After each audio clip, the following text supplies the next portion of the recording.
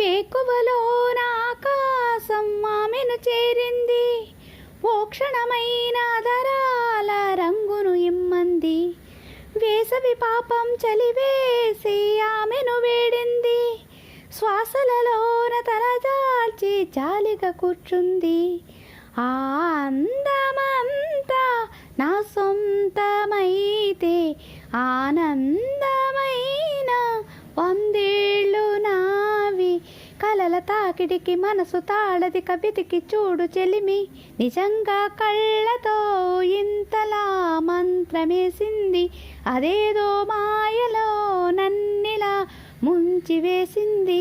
నిజంగా కళ్ళతో ఇంతలా మంత్రమేసింది, అదేదో మాయలో నన్నిలా ముంచివేసింది. నమ్మవేమో గాని అందాల